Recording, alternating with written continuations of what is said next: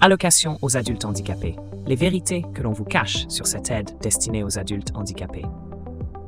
Bien que l'AAH date de 1975, des personnes ignorent encore certaines choses sur cette aide. D'où l'objet de cette vidéo. Voici tout ce qu'il faut savoir sur l'AAH. À l'évidence, l'allocation aux adultes handicapés est destinée aux personnes en situation de handicap, de quoi garantir un revenu minimal d'existence aux ménages éligibles. D'après la DRIS, Direction de la recherche, des études, de l'évaluation et des statistiques, 1,3 million de ménages avaient bénéficié de l'AAH en 2022. Il y a donc des conditions d'attribution à respecter, et celles-ci permettent de définir la durée de perception de l'AAH. Depuis le 1er avril 2024, son montant ne peut pas excéder 1 016,05 € par mois. Mais d'autres paramètres viennent modifier la donne.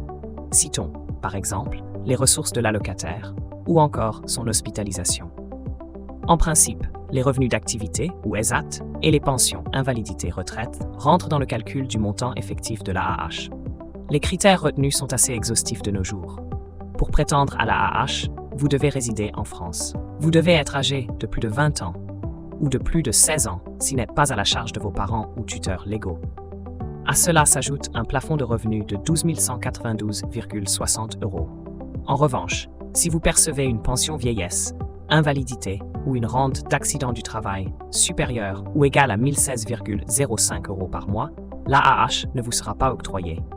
Est-il possible de toucher l'AAH à vie? En plus de ces conditions d'attribution de l'AAH, votre dossier doit passer au crible devant la Commission des droits et de l'autonomie des personnes handicapées.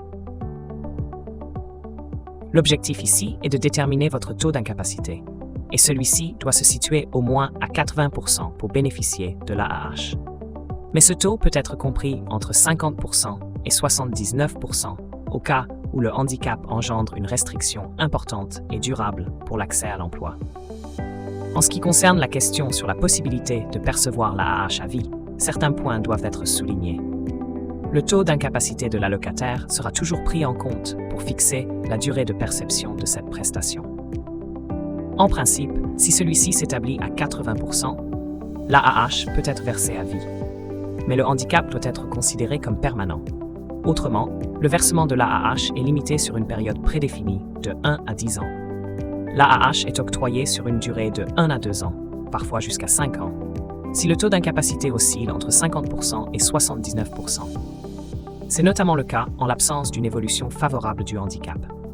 À terme, le renouvellement de l'AAH est possible. Notons que les personnes retraitées peuvent continuer de percevoir l'AAH avec un taux d'incapacité supérieur à 80%. Mais le montant de la pension doit rester inférieur au plafond de l'AAH, soit 1 016,05 €.